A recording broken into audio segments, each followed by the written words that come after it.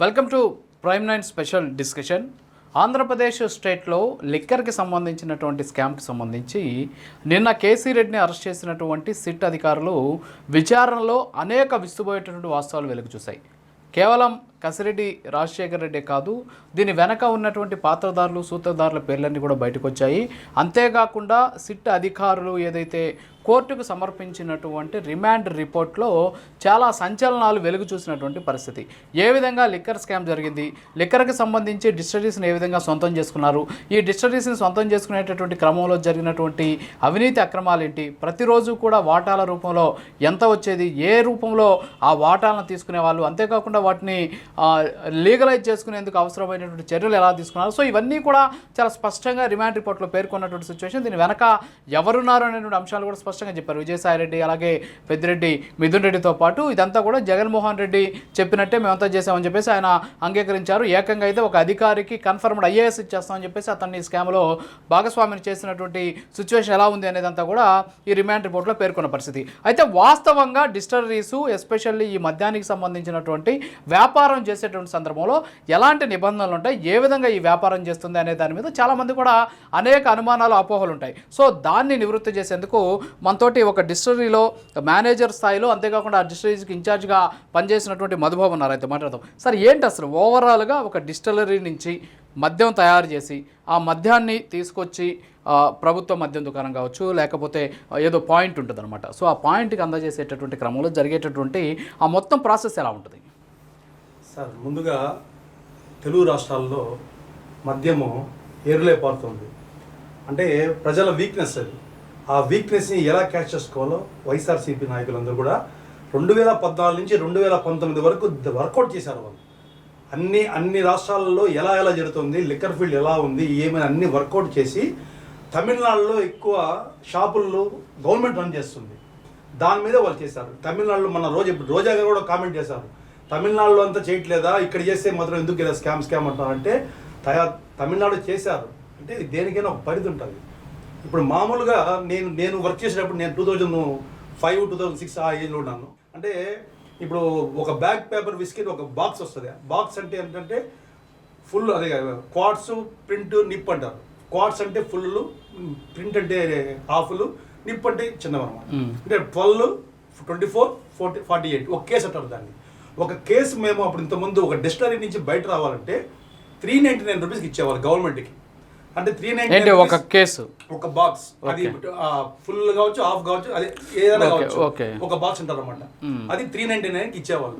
వాళ్ళు 399కి ఇస్తే గవర్నమెంట్ దాన్ని 499కి డిస్టలరీ వాళ్ళ డిపో నుంచి పంపిస్తుంది. వాళ్ళ డిపోలో స్టాక్ అన్ని దేనికి జిల్లాకి సపరేట్గా ఒక డిపో ఉండేది. ఆ డిపోకి అన్ని కంపెనీ నుంచి స్టాక్ వస్తుంది అనమాట. వాళ్ళ ఈ రేటు కార్డు వచ్చినప్పుడు ఫీడింగ్ లో వీళ్ళు 1499 షాపులకు ఇస్తారు. 1499 అంటే 1000 రూపీస్ వీళ్ళు మార్జిన్ పెట్టుకుంటారు అనమాట. గవర్నమెంట్ ఆదాయం, అది గవర్నమెంట్ ఆదాయం, అదే గవర్నమెంట్ ఆదాయం, ఇంకేం లేదనమాట. ఈ 1499 ఇచ్చిన తర్వాత దాన్ని షాప్ లో తీసుకెళ్లి ఒక నిప్ ఇంత, క్వార్టర్ ప్రింట్, హాఫ్ ఇంత, ఫుల్ ఇంత ఒక రేటు పెట్టి వాళ్ళు 2300 కట్ట అమ్మేవాళ్ళు. నేను చెప్పేది ఆ టైంలో, నేను చెప్పేది 2004, 2005 మధ్యలో చెప్తున్నా రేట్స్.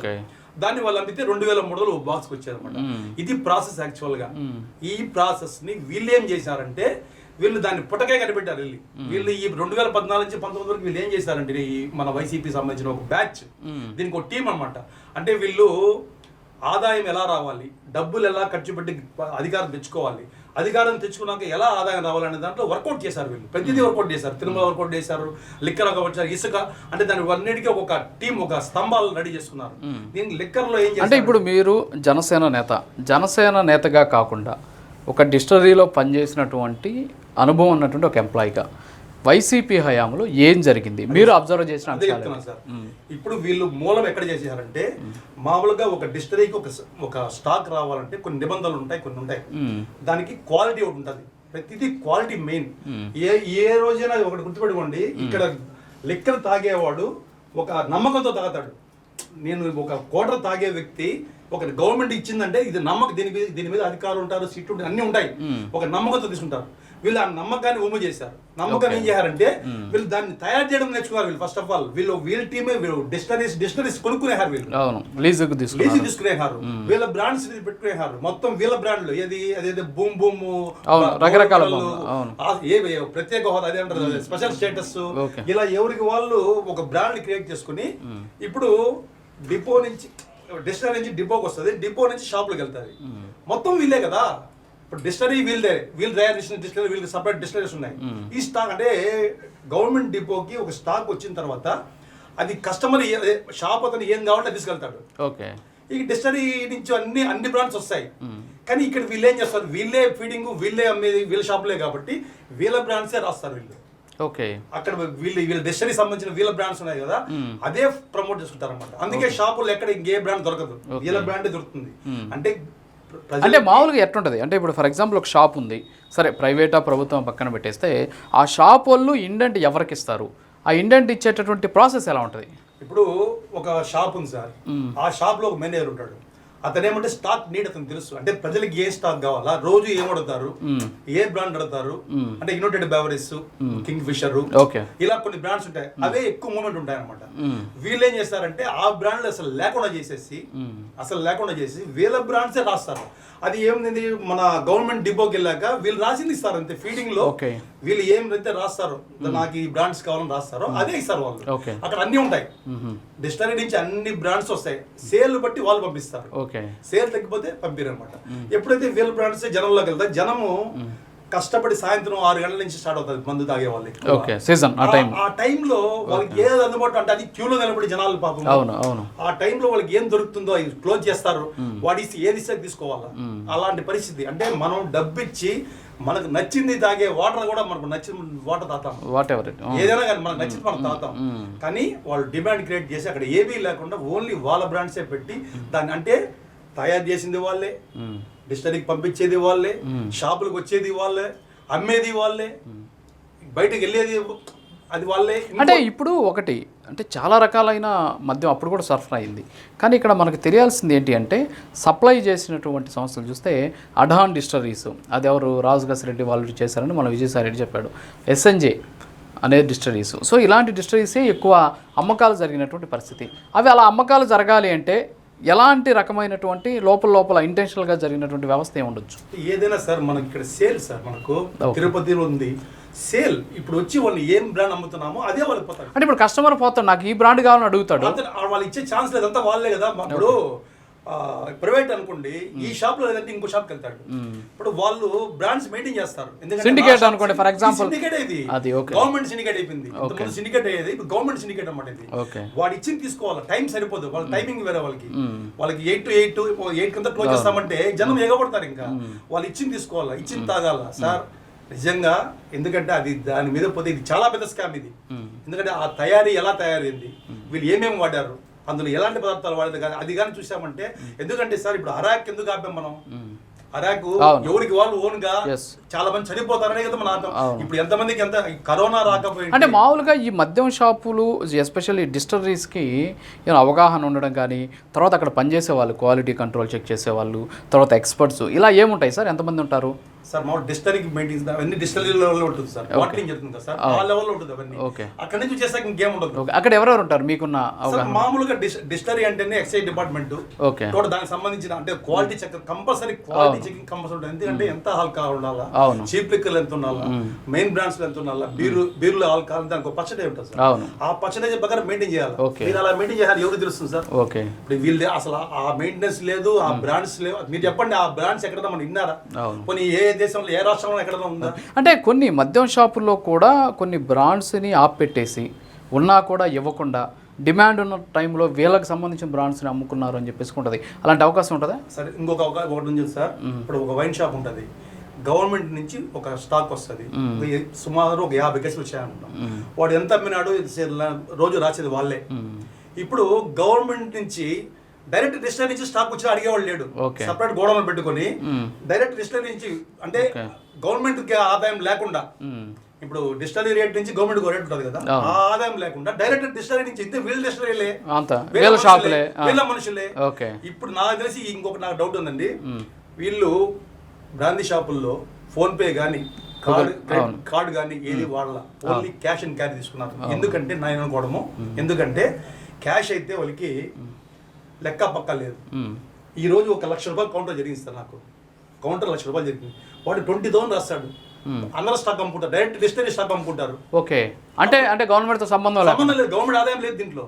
ఓకే, డైరెక్ట్ స్టాక్ వేస్తుంది, డిస్టరీ వీళ్ళది కదా. ఓ అందుకేనా ఇప్పుడు అంత ధైర్యం, మీరు దమ్ముంటే పట్టుకోండి, ఎవరికి తెలియదు ఇవి. ఓకే, ఇప్పుడు అక్కడ మేనేజర్ ప్రైవేట్ వ్యక్తులది కనిపెట్టేస్తారు సార్ ఇవన్నీ. ఇప్పుడు తయారు చేసేది వాళ్ళే.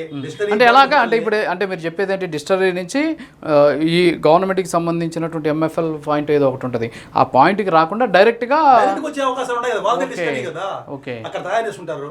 అంటే అక్కడ వాళ్ళు పడే కాస్ట్ ఎంత ఉంటుంది, ఒక కేసు చాలా తక్కువ ఓడిపోతుంది వాళ్ళకి, తయారు చేసిన వాళ్ళే. అది గవర్నమెంట్ రేట్ ఇస్తారు. ఇంతకుముందు నేను చెప్పాను 499 కి 399 కి 499 కి 1499 కి ఎంత వస్తుంది, అది గవర్నమెంట్కి వెళ్తుంది. అది కూడా వీళ్ళకి వస్తుంది ఇప్పుడు. ఓకే, అంటే నెంబర్ 2 అనేది కూడా అమ్మారంటారా? 100% అమ్మారు సార్. ఓకే, 100% అమ్మారు. వాళ్ళ ప్లానింగ్ ఇదే. ఇది ఏంటంటే ఇదే కాదు సార్, వాళ్ళకి బ్రాండ్ లో కూడా ఏదైనా బాగుండి మూమెంట్ ఉండే బ్రాండ్ ఉంటే మంచి సేల్ బిజినెస్ టైంలో దాన్ని పక్కన పెట్టేస్తారు. ఓకే, అక్కడ లోకల్ అమ్మే వాళ్ళు కూడా దాన్ని సపరేట్ గా మనం ఎక్స్ట్రా రేట్ గా అమ్ముకున్నారు. ఓకే, ఆ 2 hours సార్ ఏం జరిగిందా, సాయంత్రం 2 hours లో ఎన్ని రకాలుగా చేయాలో అన్ని రకాలు చేశారు. కింద నుంచి పై దాకా మొత్తం స్కామ్. ఇది దాదాపు 1,00,000 కోట్లు ఉంటుంది నా అనుమానం. ఓకే, 100%. ఎందుకంటే జగన్ గారికి అచ్చొచ్చిన నెంబర్ అది 1,00,000 కోట్లు అనేది. ఓకే, అంటే నేను ఆయన జగన్ మీద చెప్పడం కాదు సార్, ఆ సిస్టమ్ మీద చెప్తున్నా.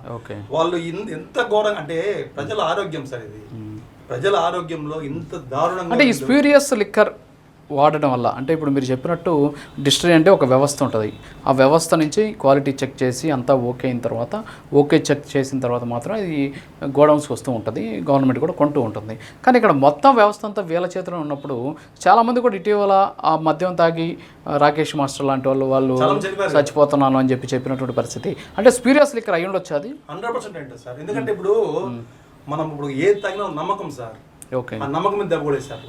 తెలియదు వాళ్ళకి సాయంత్రం అయితే పాపం కూలి పని చేసుకునే వాళ్ళు, వాళ్ళకి అది నిద్ర కూడా పట్టదు. సాయంత్రం అయితే జస్ట్ ఒక క్వార్టర్ దాగో పడుకుంటే కానీ నిద్ర పట్టదు వాళ్ళకి నీడ్ అనమాట అది. ఆ నీడ్ ని వీళ్ళు చాలా అన్యాయం చేశారు. అసలు చాలా మంది చనిపోయారు కూడా, అంతే అందరూ కరోనాలో చనిపోయారు. ఇలా వెళ్ళిపోయింది చాలా వరకు. ఇప్పుడు ఇంకా ఉంది సార్, ఇంకో రాబోయే 5 ఏళ్లలో చాలా మందికి ఎఫెక్ట్ అవుతుంది ఆ మందు తాగిన ప్రభావము. చాలా మందికి కిడ్నీల ప్రాబ్లం కానీ ఆరోగ్య విషయం చాలా ఖచ్చితంగా వస్తుంది. ఎందుకంటే క్వాలిటీ క్వాలిటీ లేదు. ఏ బ్రాండ్లో ఆ బ్రాండ్ చెక్ చేసి తెలిసిపోతుంది అది వాట్ ఈస్ వాట్, ఆ బ్రాండ్లో ఏముంది, ఎంత స్పీడ్ కలుపుతారు వీళ్ళు, ఎంత ఏంటి అని అసలు దానికి సంబంధించిన అసలు ఏముంది, అసలు రూల్స్ పాటించారా లేదా.